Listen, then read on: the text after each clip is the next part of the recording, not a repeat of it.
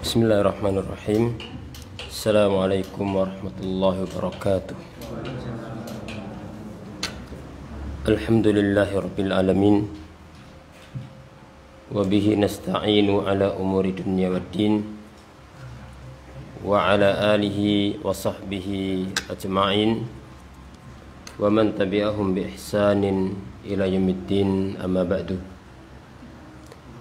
Ma'asyiral muslimin, para jemaah sekalian, rahimakumullah. Kita bersyukur kepada Allah Subhanahu wa taala yang memberikan kepada kita berbagai macam nikmat dan karunia-Nya, baik nikmat secara umum, nikmat duniawi maupun nikmat agama. Terlebih lagi adalah nikmat khusus, yaitu Allah jadikan kita seorang muslim yang berusaha mengikuti tuntunan Nabi Sallallahu Alaihi Wasallam.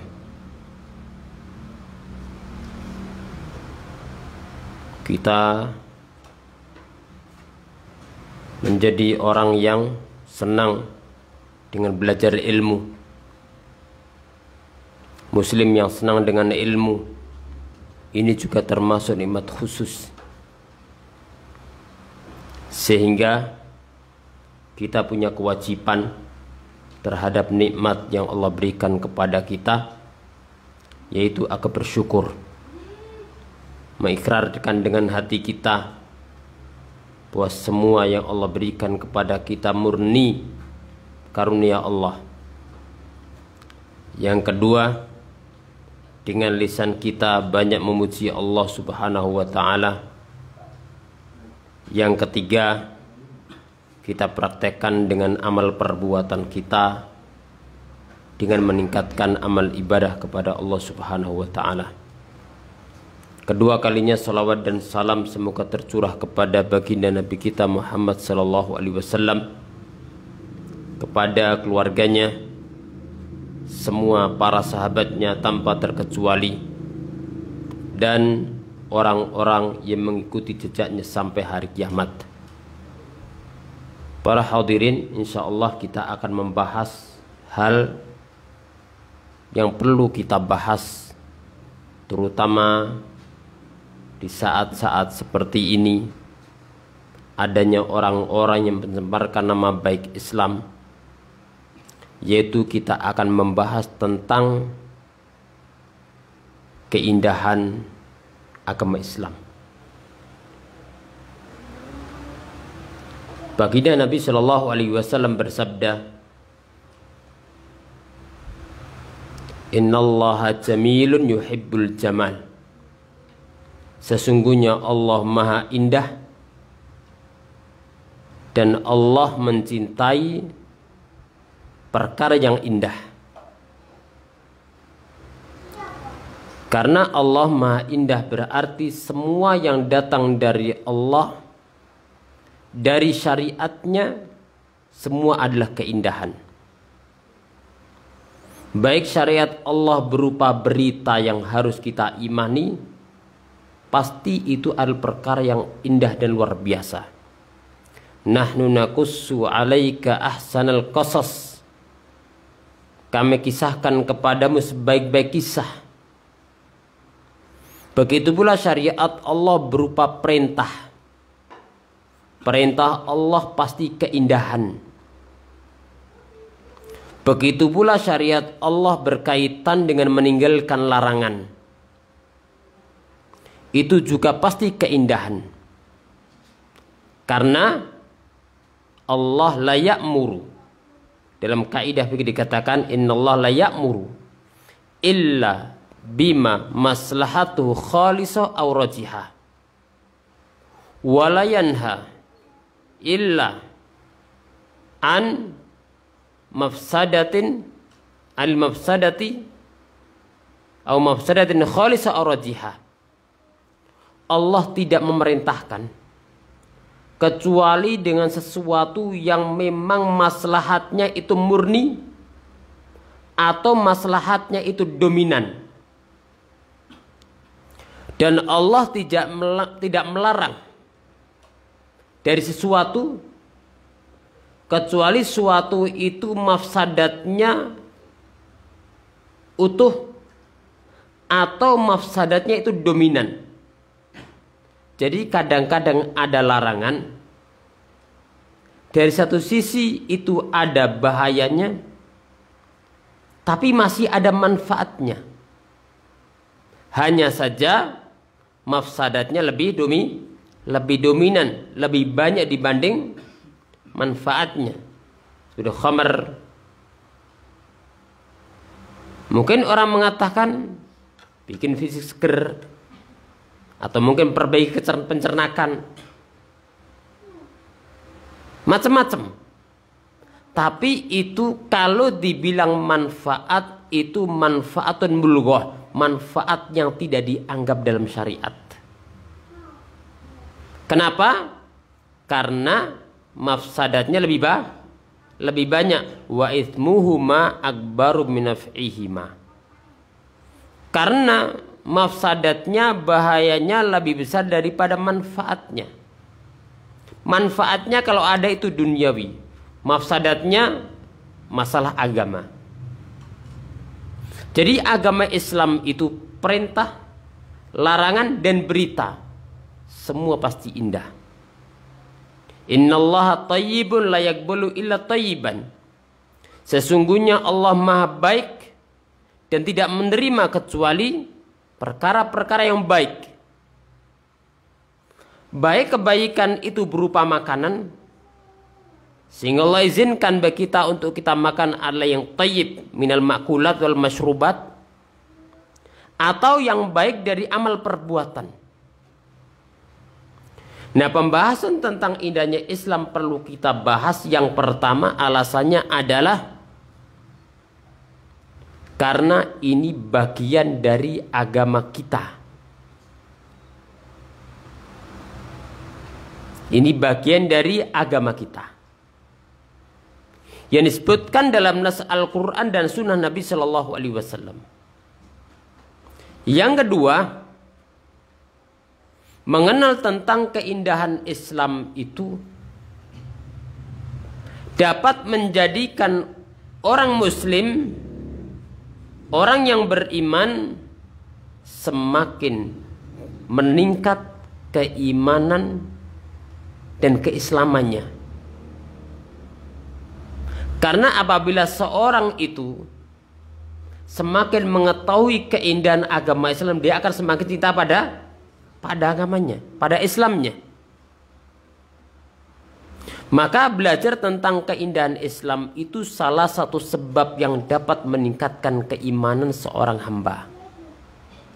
Kemudian yang ketiga, dengan mengkaji dan menyebarkan tentang keindahan Islam itu akan menjadi pintu hidayah bagi orang-orang non-muslim. Karena bisa jadi selama ini yang mereka dengar adalah berita-berita yang tidak baik tentang Islam. Jadi mereka tidak belajar Islam dari Islam, tapi belajar Islam dari orang yang musuhi Islam, atau belajar Islam dari perilaku individu-individu yang salah dalam memahami Islam atau mempraktekkan Islam. Nah, kita ingin mempelajari Islam ini dari Islam itu sendiri. Bagaimana Allah menjelaskan tentang agama ini, bagaimana Nabi Shallallahu Alaihi Wasallam menjelaskan agama, mempraktekkan agama Islam, kemudian bagaimana generasi awal, orang-orang yang hidup di bawah bimbingan wahyu, yaitu para sahabat dalam praktekan agama, baik berkaitan dengan akidah yang harus diimani, atau berkaitan dengan amal ibadah yang harus dijalankan, atau berkaitan dengan manhiyat, larangan yang harus dijauhi. Saya ingin menyampaikan beberapa poin berkaitan dengan hal ini. Yang pertama, di antara keindahan Islam adalah bahwa Islam itu agama yang sempurna dan paripurna, kamil, syamil. Dan ini telah Allah firmankan dalam surat Al-Maidah, Al-yawma akmaltu lakum dinakum wa atmamtu alaikum ni'mati wa raditu lakumul Islam madina. Pada hari ini aku sempurnakan untuk kalian agama kalian, dan aku cukupkan nikmatku untuk kalian, dan aku ridhoi Islam sebagai agama kalian. Ayat ini ayat yang luar biasa, yang menjelaskan tentang kesempurnaan Islam. Sampai orang-orang Yahudi dahulu iri dengan umat Islam karena mendengar akan agungnya ayat ini. Ada seorang Yahudi datang kepada sahabat Umar bin Khattab, "Wahai Amirul Mukminin, fa inna fi kitabikum ayatan law unzilat alaina ma'asyiral yahud la ja'alnaha idan." Wahai Umar, Amirul Mukminin, sesungguhnya pada kitabmu itu ada satu ayat. Seandainya ayat turun kepada kami orang-orang Yahudi, akan kita jadikan sebagai Id, sebagai hari raya perayaan. Untuk kita agungkan ayat ini, kita jadikan hari besar. Maka sahabat Umar mengatakan, ayat apa yang Anda maksud? Kemudian disampaikan tentang ayat al-yawma akmaltu lakum dinakum dan seterusnya. Maka sahabat Umar mengatakan, aku tahu di mana ayat itu turun dan kapan ayat itu turun. Ayat ini ayat yang luar biasa. Al-yawma akmaltu lakum dinakum menunjukkan yang pertama, Islam adalah agama yang sempurna. Dan yang menyempurnakan Islam adalah Allah Rabbul Alamin, Dat yang maha sempurna. Apa yang pertama tadi? Islam adalah agama yang sempurna. Siapa yang menyempurnakan? Allah Subhanahu wa ta'ala, Dat yang maha sempurna, yang menyempurnakan agama ini. Kemudian yang kedua, nikmat agama ini seagung-agung nikmat. Wa atmamtu alaikum nikmati. Maka seorang ketika Allah berikan hidayah kepada Islam, ad-dinil haq, agama yang benar, maka hendaknya dibersyukur kepada Allah. Nikmat ini tidak Allah berikan kepada setiap orang, tapi hanya Allah berikan kepada para hamba pilihannya. Ada orang lebih mulia bagi kita dalam masalah jabatan, terkadang tidak Allah berikan kepada mereka. Ada orang lebih mulia dari kita dalam masalah nasab, garis keturunan, tapi terkadang tidak Allah berikan kepada mereka. Ada orang yang lebih mulia dari sisi harta, tapi tidak Allah berikan kepada mereka nikmat agama ini. Maka Allah berikan kepada siapa yang Allah kehendaki. Walakin Allah yahdi may yasha. Allah memberikan petunjuk kepada siapa yang Allah kehendaki. Kemudian yang ketiga, Islam adalah agama yang diridhoi, dan yang meridhoi adalah Allah Subhanahu wa ta'ala. Agama adalah agama yang diridhoi, dan yang meridhoi agama Islam ini adalah Allah Subhanahu wa ta'ala. Sehingga seandainya makhluk dari timur sampai barat tidak ridho kepada Islam, tetap Islam adalah agama yang diridhoi. Kenapa? karena yang meridhoi adalah Allah Subhanahu wa ta'ala. Oleh karena itu Al-Imam Ibnu Katsir rahimahullahu ta'ala menjelaskan tentang ayat ini, tentang sempurnanya agama ini. Tidak ada agama setelahnya, kata beliau. Tidak ada Rasul setelahnya, setelah Nabi Muhammad SAW. Dan tidak ada syariat setelahnya, karena telah sempurna. Maka seorang hamba, seorang muslim harus bangga dengan agamanya kalau agama sempurna. Dan wujud keyakinan kita, ikrar kita Islam sempurna adalah kita mempelajari Islam yang ada. Bukan kemudian justru mencari yang tidak diajarkan dan tidak diamalkan baginda Nabi Shallallahu Alaihi Wasallam maupun para sahabatnya, ya, dan melupakan apa yang jelas menjadi keyakinan baginda Nabi Shallallahu Alaihi Wasallam dan para sahabatnya. Berikutu pula cara beramalnya, cara beragamanya para sahabat Nabi Shallallahu Alaihi Wasallam. Ini yang pertama. Yang kedua, di antara keindahan agama Islam adalah bahwasanya agama Islam adalah agama ilmu.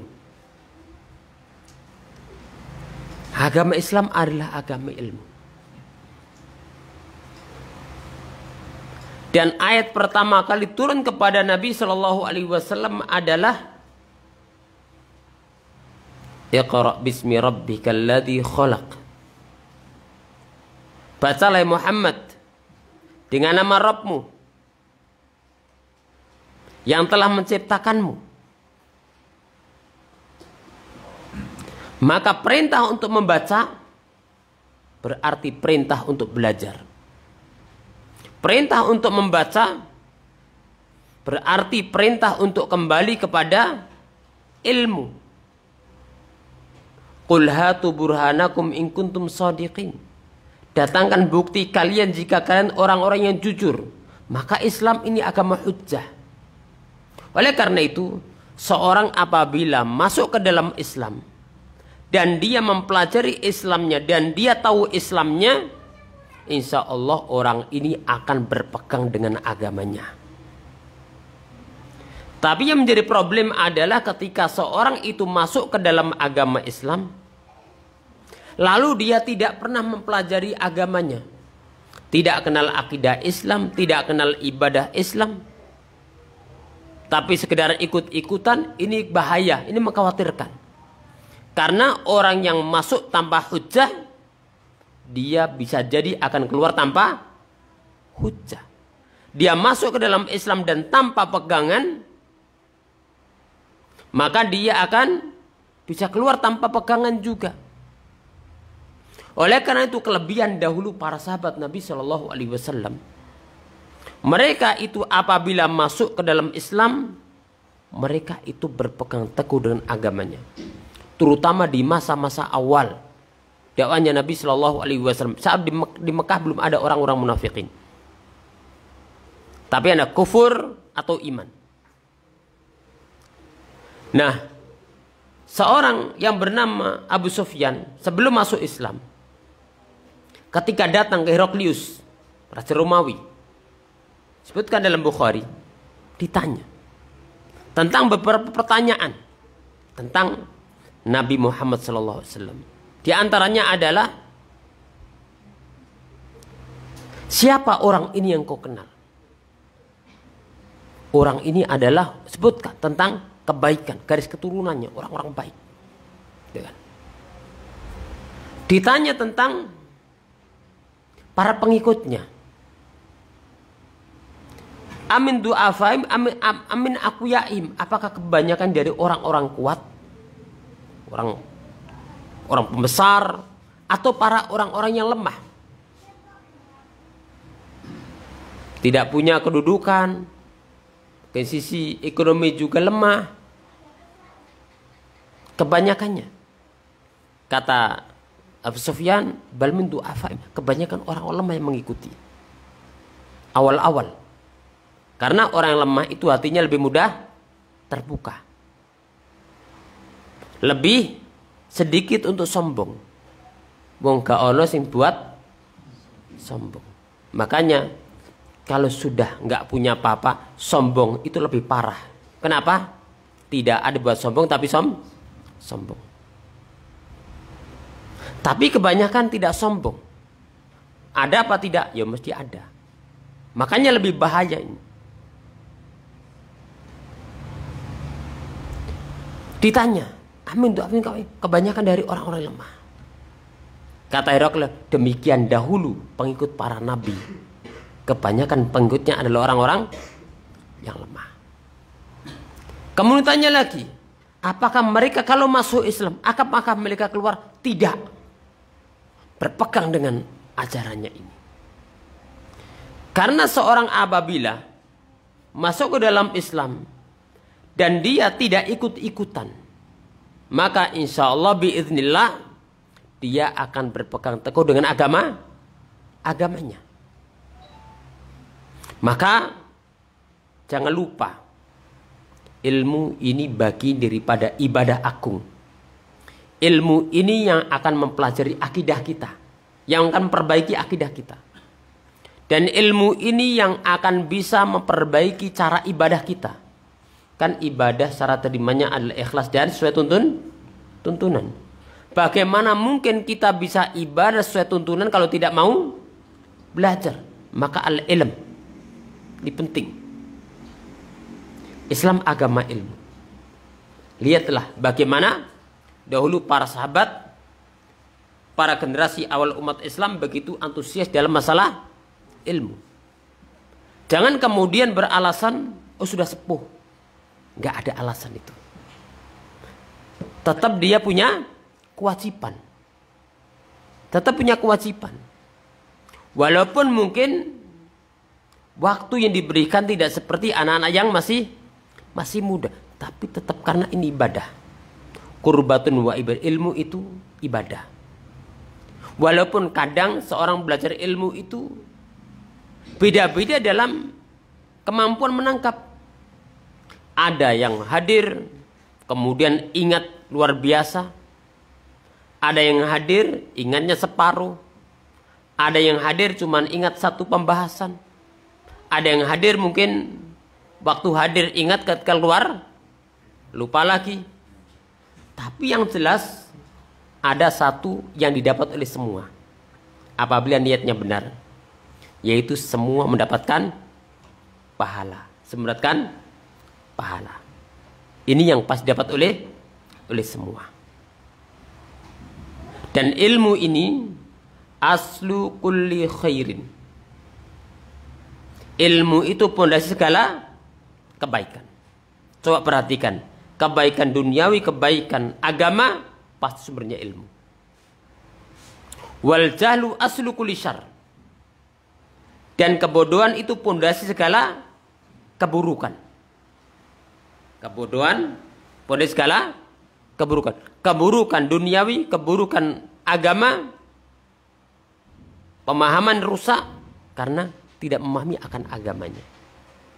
Makanya Imam Syafi'i dahulu pernah mengatakan, man arada dunya fa'ala bil ilmi, wa man arada al akhirata fa'ala bil ilmi, wa man arada dunya wal akhirah fa'ala bil ilmi. Siapa yang ingin dunia, hendaknya ilmu. Dengan ilmu. Siapa yang ingin akhirat, hendaknya dengan cara ilmu. Siapa yang ingin dunia akhirat, maka hendaknya dasarnya ilmu. Maka ilmu ini penting. Ilmu ini perkaranya sangat penting sekali dalam kehidupan seorang muslim. Sehingga dia dalam beragama ini tidak asal ikutan. Tapi dia sadar bahwa diamalkan itu di atas dasar ilmu. Sehingga dia kuat.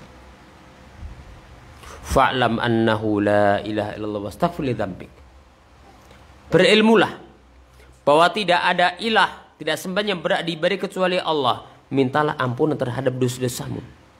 Ketika Allah perintahkan untuk mengucapkan kalimat syahadat, ketika Allah perintahkan untuk istighfar, pertama kali Allah perintahkan apa? Fa'lam, berilmu dahulu. Sehingga Imam Bukhari membuat sebuah kaidah dalam bab Dalam Sahih Bukhari, babun al-ilmu qabla al-qawli wal amal. Bab keharusan berilmu sebelum berucap dan sebelum berbuat. Ini kaidah. Sehingga seorang tidak jatuh dalam penyimpangan, tidak jatuh dalam kesalahan. Ini yang kedua. Puasanya Islam ini adalah agama ilmu. Kemudian yang ketiga, di antara keindahan Islam adalah Islam memberikan setiap yang punya hak akan haknya. Dari hak Allah Rabbul Alamin sampai hewan pun dalam Islam memiliki hak. Wa'budullah wa la tusyriku bi syai'. Allah berfirman, sembahlah Allah dan jangan berbuat syirik. Jangan menyekutukan Allah dengan suatu apapun. Ini menunjukkan apa? Ibadah kepada Allah tidak dinamakan ibadah kecuali dengan meninggalkan kesyirikan. Sehingga Allah perintahkan wa'budullah, ibadahlah kepada Allah. Dan kata Ibnu Abbas, kullu ibadatin bil Quran makna tauhid. Setiap ibadah dalam Al-Quran artinya tauhid, maka ibadahlah kepada Allah secara murni. Tauhidkan Allah dan jangan berbuat kesyirikan. Kemudian kedua, wabil walidaini ihsana. Berbuat baiklah kepada kedua orang tua. Wabil walidaini ihsana. Wabidil kurba. Berbuat baiklah kepada kerabat dekat. Wal yatama. Berbuat baiklah kepada anak yatim. Wal jaridil kurba. Berbuat baiklah kepada tangga dekat. Wal jaril junubi. Berbuat baiklah kepada tangga jauh. Wa sahibi bil jambi. Dan berbuat baiklah kepada teman sejawat. Wa bani sabil. Berbuat baiklah kepada orang yang kehabisan bekal di jalan. Ibnu sabil. Kemudian wa ma malakat aymanukum. Berbuat baiklah kepada milkul yamin. Ini punya dua makna. Satu adalah budak. Berarti ketika ada perbudakan seperti pada zaman dahulu, berbuat baik kepada budak-budak yang kalian miliki. Di antara suruh memperdekakan. Kemudian milkul yamin kedua adalah hewan. Berbuat baik kepada hewan. Dan Rasulullah SAW bersabda, Innallah katabal ihsan ala kulli syai'. Sesungguhnya Allah mewajibkan kalian untuk berbuat baik kepada segala sesuatu. Umum. Wa idza qataltum. Lalu beliau mengkhususkan apabila kalian bunuh suatu, bunuh cara yang baik. Nggak boleh nyincang. Nggak boleh siksa dulu, nggak boleh. Cicak suruh bunuh, bunuh dengan cepat. Kemudian wa idza dzabhtum fa'sinu dzibha. Kalau menyembelih, sembelihan cara yang baik. Di antara caranya apa? Falyuhidda ahadukum syafratah. Hendaknya seorang ketika ingin menyembelih hewan, hendaknya dia mempertajam pisaunya. Falyurih dhabihatun, hendaknya hewannya dijadikan lebih nyaman. Dikasih makan dulu. Bukan kemudian supaya berat timbangan dikasih makan pasir. Penyiksaan itu. Atau mungkin biar nanti kalau disembelih tidak banyak kotorannya, nggak usah kasih makan. Lah, dikasih makan. Kecuali yang wajar. Kalau memang itu baik, mama sekedar 1 jam, setengah jam, mungkin. Kalau disiksa dulu, dari semalam nggak dikasih makan, ini penyiksaan. Pernah ada seorang mau menyembelih hewan, sudah diikat dulu hewannya, baru ngasah pisaunya. Berarti apa? Nunggulah lama. Mau disembelih sudah diikat, masih nunggu ngasah pisau. Kata Nabi sallallahu alaihi wasallam, "Halla hadatta syafrataka qabla an tuji'ahu."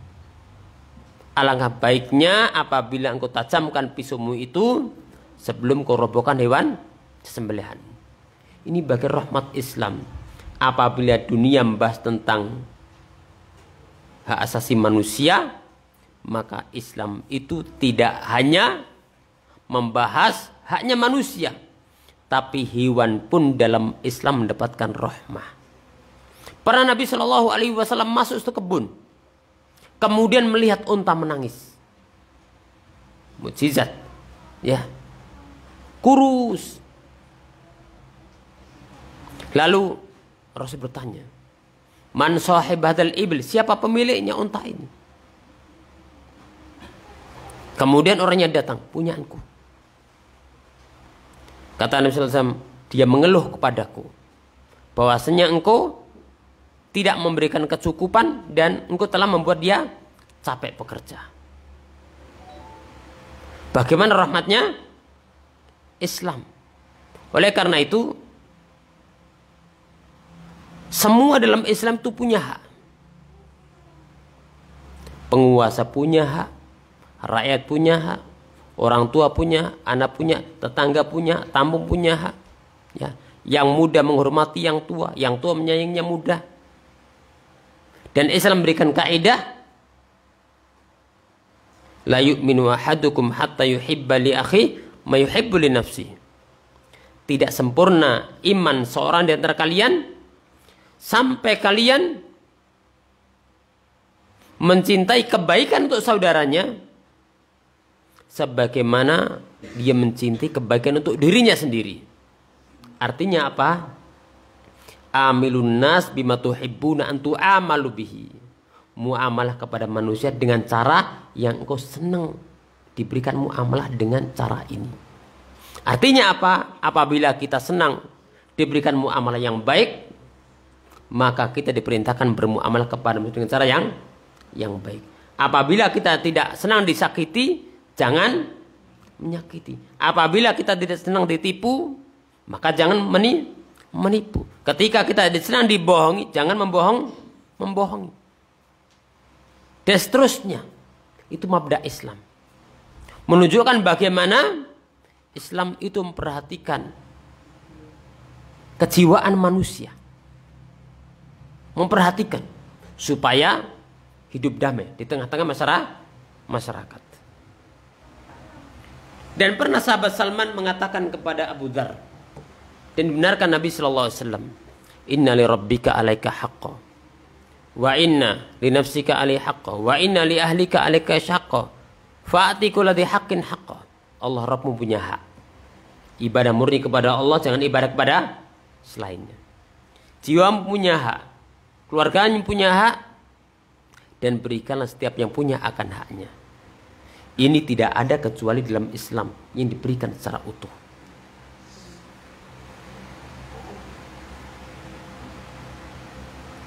Kemudian yang keempat, Islam membawa keselamatan. Sesuai namanya, Al-Islam identik dengan salamah, keselamatan. Dan Islam itu menyelamatkan pemeluknya dan memberikan kedamaian bagi orang banyak. Nabi Shallallahu Alaihi Wasallam pernah mengirim surat ke para raja. Aslim taslam, masuklah Islam, engkau akan selamat. Maka Islam memberikan keselamatan. Al-muslimun man salimal muslimuna min lisani wa yadi. Orang Islam yang benar-benar Islam itu yang mana muslim yang lainnya tidak terganggu dengan lisannya dan tidak terganggu dengan perbuatannya. Luar biasa.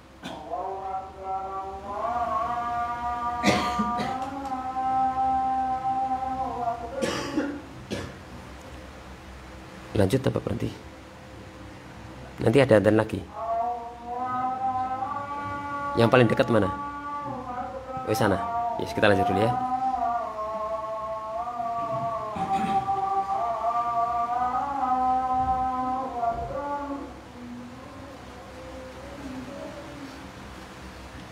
Tayyib.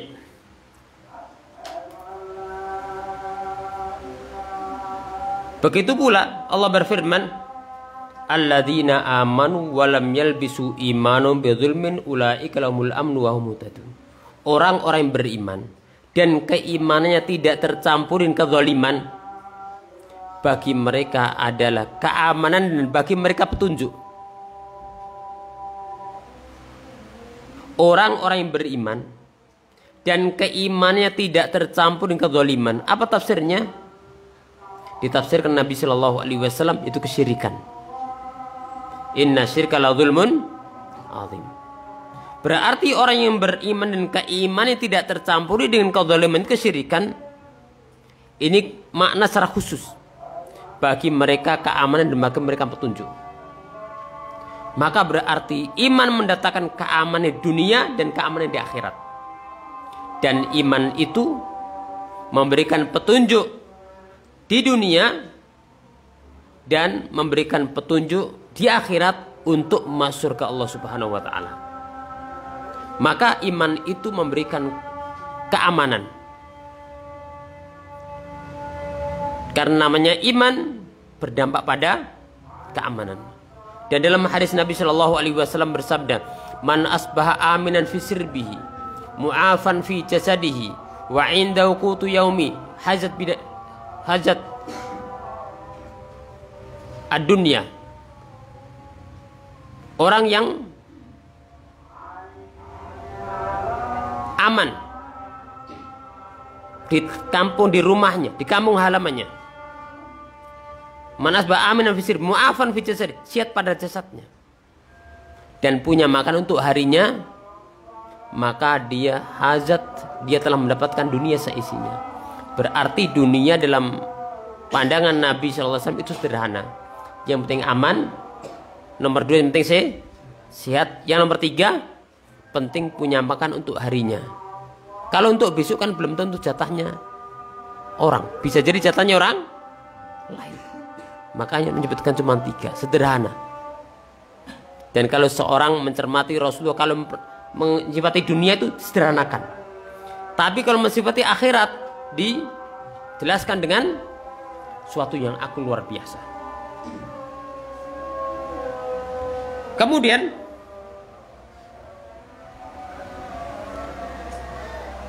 Islam menghilangkan gangguan dan mafsadat. Di antara ciri khas Islam adalah Islam datang untuk menghilangkan gangguan dan mafsadat serta mudarat. Di dalam hadis Muslim, Nabi Shallallahu Alaihi Wasallam bersabda, iman itu punya 70 cabang lebih. Yang paling tinggi mengucapkan kalimat la ilaha illallah, dan paling rendah adalah menyingkirkan gangguan yang ada di jalanan. Coba perhatikan, menyingkirkan gangguan bagian dari cabang keimanan. Jadi ini ajaran Islam. Jangankan ganggu, ada gangguan saja suruh menghilangkan. Di jalan, jangankan di rumah, gangguan di jalan saja suruh menyingkir. Kenapa? Supaya tidak kena manusia. Ini keindahan Islam. Maka sungguh dosa besar ketika orang menuduh Islam dengan tuduhan yang tidak-tidak. Islam dinur rahmah, imatatul adza anit thoriq, menyingkirkan gangguan yang ada di jalanan. Kemudian Islam melarang canda dengan mengangkat tongkat atau senjata di hadapan kaum muslimin walaupun canda. Itu gak boleh. Imam Nawawi membuat bab dalam Riyadhus Shalihin. Canda saja gak boleh. Lalu bagaimana apabila benar serius? Canda gak boleh. Kenapa? Nanti khawatirnya setan masuk kemudian membantu dia untuk melukai saudaranya. Kemudian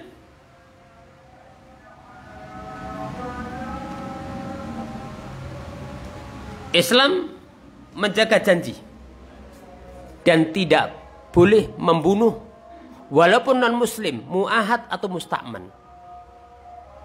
Nabi Shallallahu Alaihi Wasallam bersabda, man qatala mu'ahadan lam yarih raihatal jannah. Siapa membunuh seorang kafir mu'ahad, dia tidak akan mencium bau surga. Mu'ahad itu orang yang ada ikatan janji.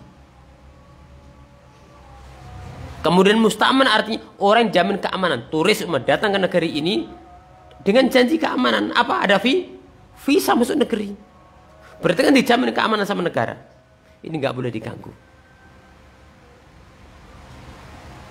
Ini bagian daripada Islam senantiasa menjaga perjanjian. Bukan orang yang khianat. kalau kemudian datang ke negeri ini dengan jaminan keamanan, lalu kemudian dia ditumpahkan darahnya atau yang lainnya, berarti dia mengkhianati janji. Dan ini bertentangan dengan Islam yang menjaga janji dan melarang pengkhianatan. Kemudian di antaranya adalah Islam ini tampak keindahannya dalam segala keadaan. Dalam seluruh ajaran yang tampak keindahan, dan dalam semua keadaan tampak keindahan, termasuk dalam kondisi perang. Bukan kondisi aman loh ya, kondisi perang pun tampak keindahan Islam. Di antaranya Nabi Shallallahu Alaihi Wasallam melarang membunuh para wanita. La taqtulu mra'atan, yang tidak ikut perang. La taqtulu walidan, jangan bunuh anak-anak. Jangan bunuh syekhon, orang tua. Jangan bunuh pendeta yang sibuk ibadah tempat ibadahnya, yang tidak ikut terjun perang. Apabila dalam kondisi perang keindahan Islam masih tampak, lalu bagaimana dengan kondisi aman? Oleh karena itu, ikhwani fillah, kita perlu belajar lagi tentang agama kita dan berusaha yang kita pelajari kita amalkan, kita cerminkan keindahan Islam dalam perbuatan kita, dalam amal ibadah maupun dalam akhlak dan muamalah. Mudah-mudahan sedikit bermanfaat. Aku qouli hadza, kurang lebihnya mohon maaf. Wa akhiru da'wana alhamdulillahirabbil alamin. Assalamualaikum warahmatullahi wabarakatuh.